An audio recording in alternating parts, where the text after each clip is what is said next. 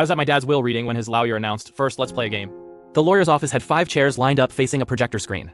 Me, Clay, Terrence, Ashley, and Danielle. The whole family. We hadn't been together like this since Dad's funeral 3 weeks ago. Mr. Hodges walked in, but instead of opening a folder, he connected his laptop to the projector. The Kahoot logo appeared on the wall. Ashley laughed nervously. "What is this?" "Your father's instructions. Before the will is read, we play a game. 15 questions. He handed each of us a tablet. Answer to the best of your ability. I looked at my siblings. Clay was already rolling his eyes. Terrence was checking his phone. This was going to be interesting. Question 1 appeared. What was Carter's morning routine? I typed coffee, crossword, then a 2-mile walk, always in that order. Dad never broke that routine once in 30 years. The results came in, I was right. Everyone else but coffee, or I don't know, or just random guesses. Question 2. What was the name of Carter's first business partner? I typed Eugene. Dad had a photo of them on his desk until the day he died. My siblings looked lost. By question 7, I had 700 points. The next closest score was 0. Ashley leaned over to look at my screen. Are you Googling this? It's about our dad. What would I even Google? By question 9, they'd all scooted their chairs toward mine, copying my answers. But the scoring was already locked in. I had 900 points, the rest of them combined had maybe 50. Clay threw his tablet on the table. This is insane, nobody remembers this stuff.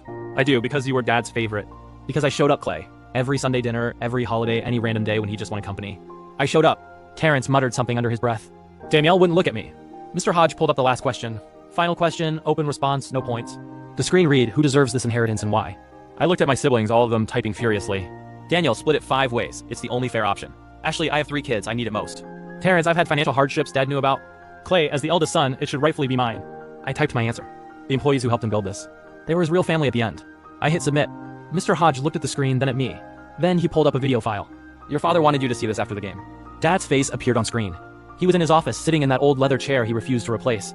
Hey, so you just played a Kahoot about me. I hope it was as uncomfortable as I imagined. He grinned. I'm guessing most of you bombed. That's fine, I didn't expect much. He leaned forward, let me guess the answers to the last question. Daniel probably said something about splitting it equally. Sounds fair, right? Ashley probably brought up the kids. Terrence probably mentioned money troubles, and Clay, he shook his head. Clay probably thinks he deserves it just because he's the oldest. That's just Clay, nobody said a word, he was close enough. And my youngest, Dad smiled a little. I'm guessing he didn't ask for anything. Probably said something about the employees or the business, something selfless because that's just who he is. He leaned back. Daniel, the last time you visited me was around Christmas a couple years ago. You couldn't wait to leave. Ashley, I think you've called me maybe a handful of times since you moved. Terrence, I'm not even sure you remember my address. And Clay, he exhaled.